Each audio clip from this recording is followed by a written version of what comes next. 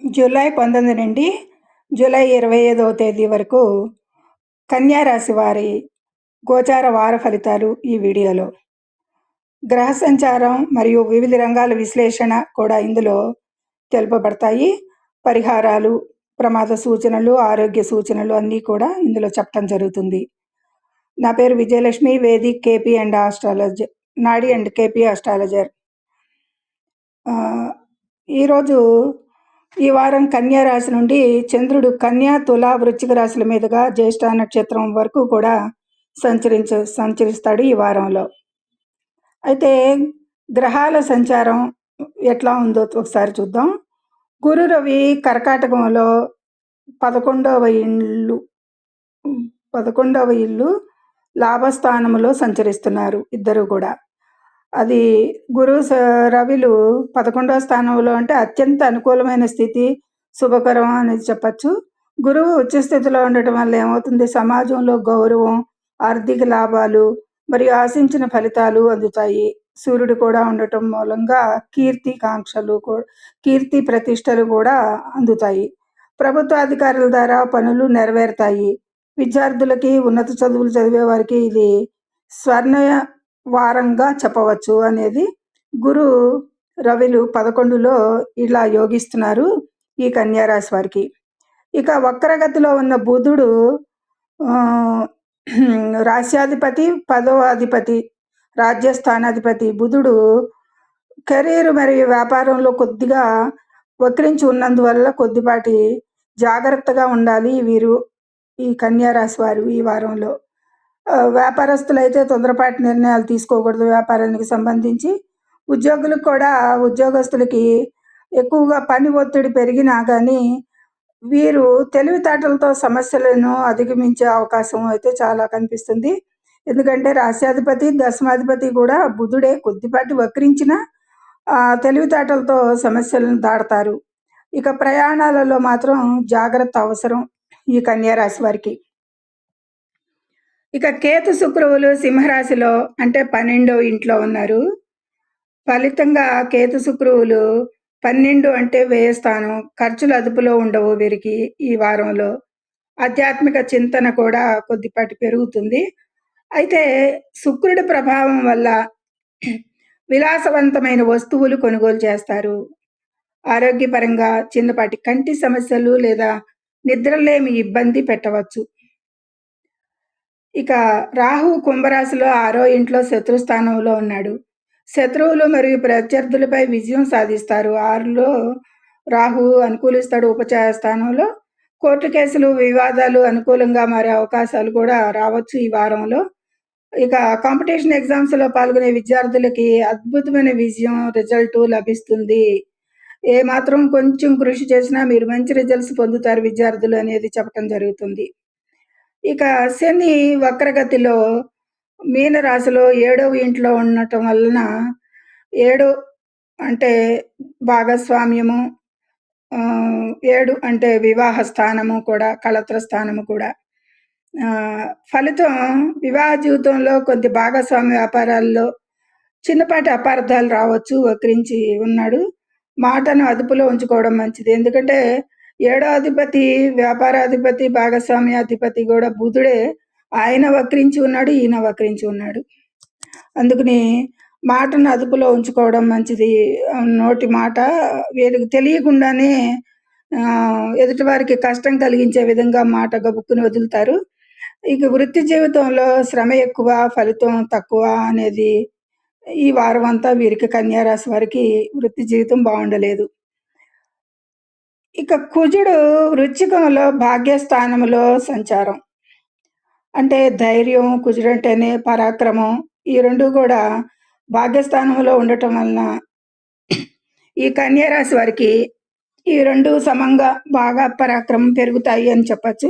అంటే ఎప్పుడు మళ్ళీ టిమిడ్గా ఉండకుండా ఈ వారంలో కొద్దిగా ధైర్యంగా ఉంటారు. తండ్రి ఆరోగ్యం విషయంలో కూడా చాలా శ్రద్ధ అవసరం. కుజుడు 9లో ఉండటే ఆరోగ్యానికి మాత్రం తండ్రికి చాలా అనుకూలంగా లేదని చెప్పాలి.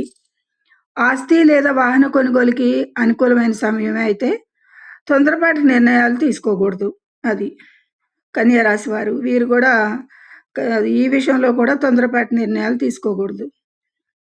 ఇక ఆరోగ్యపరంగా రాహు అనుకూలత వల్ల పెద్ద రోగాలు వచ్చే అవకాశం లేదు కానీ, అధిక పని ఒత్తిడికి, ప్రయాణాల వల్ల శరీర అలసట, కంటి సమస్యలు ఇలాంటియి చిన్న చిన్నవి వచ్చే అవకాశాలు గోచారంలో కనిపిస్తున్నాయి. రవి ఎంతైనా ఉపచయ స్థానంలో యోగించటం అంటే ఇలాంటి ఆరోగ్య స్థితికి కాదు. ఇక గురు, రవి కలయిక వల్ల ఆదాయం బావుంటుంది కన్యా రాశి వారికి. అయితే 12వ ఇల్లు బలంగా ఉన్నందున అనవసర ఖర్చులు పెరుగుతాయి. షేర్ మార్కెట్‌లో ఊహించని లాభాలొచ్చే అవకాశం అయితే ఉంటుంది. ఇది వీరికి. ఇది అనుకోని లాభాలు. ఇక ఆస్తులు కొనుగోలుకి గానీ, రియల్ ఎస్టేట్ వ్యవహారాలకు గానీ అనుకూలంగానే ఉంటుంది ఈ వారం. కొత్త వాహనం కొనే అవకాశం కూడా ఉంది. అంటే ఎప్పటినుంచో కొనాలని ఎదురు చూస్తున్న వారికి ఈ వారం అనుకూలంగా ఉంది అనేది అనుకూలత వస్తుంది కొనేందుకు. ఎందుకంటే ఆర్థిక పరంగా బావుంది కాబట్టి. సంబంధాలు విషయాలకొస్తే కుటుంబంలో మంచి ప్రశాంతత ఉంటుంది. బంధువులతో ఆనందంగా గడుపుతారు. జీవిత భాగస్వామితో మాత్రం చిన్నపాటి వాదోపవాదాలొస్తాయి. ఇక రోజువారీ క్రమం లాగానే సర్దుకుపోవడం మంచిది. ఇక విద్యార్థులకి విద్యార్థులకు రాహు అనుగ్రహం వల్ల విజయం అనేది ఇందాక చెప్పుకున్నాము బావుంటుంది.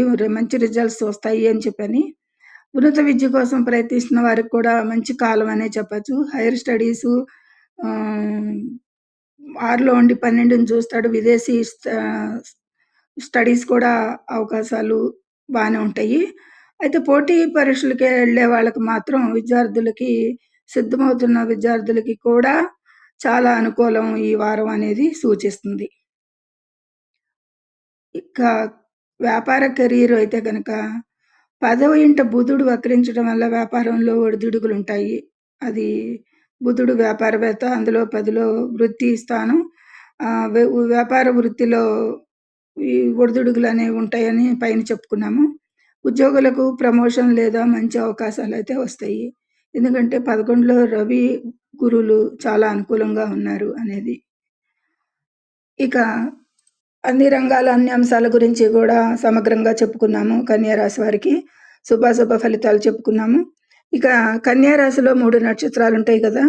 ఉత్తర ఫాల్గుని నక్షత్రం 2, 3, 4 పాదాల వారికి వీరికి ఆర్థికంగా మంచిగా స్థిరపడతారు. కొత్త వ్యాపారాలు ప్రారంభించడానికి సమయం అనుకూలంగా ఉంటుంది. ఎందుకంటే రవి గురువుతోనే 11లో సంచరిస్తున్నాడు. ఈ కన్యా రాశి వారికి మంచి అవకాశాలే. ఉత్తర ఫాల్గుని వాళ్ళకి. హస్త నక్షత్రం చంద్రుడే అధిపతి. విద్యార్థులకు అనుకూలం. ప్రయాణాలు బాగా లాభిస్తాయి. ఆరోగ్య విషయంలో మాత్రం కొద్దిపాటి సమస్యలుంటాయి కాబట్టి అజాగ్రత్తగా ఉండకండి. ఇక చిత్తా నక్షత్రం. చిత్తా నక్షత్రం అంటే ఆస్తి వివాదాలు కుజుడు.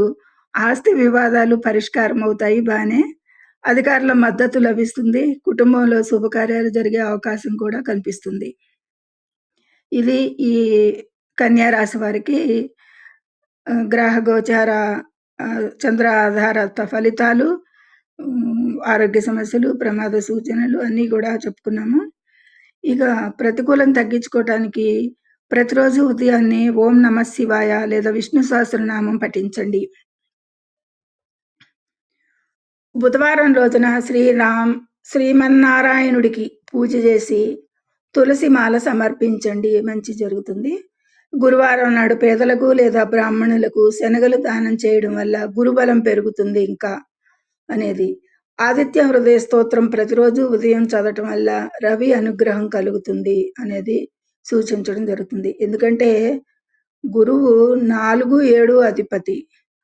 రవి 12వ అధిపతి. కాబట్టి ఆదిత్య హృదయం ప్రతిరోజు తప్పనిసరిగా చదువుకుంటే మంచి అనుకూలతలు కలుగుతాయి అనేది చెప్పటం జరుగుతుంది. ఇది కన్యా రాశి వారికి ఈ వారంలో సమగ్ర సమాచారం అందించానని అనుకుంటున్నాను.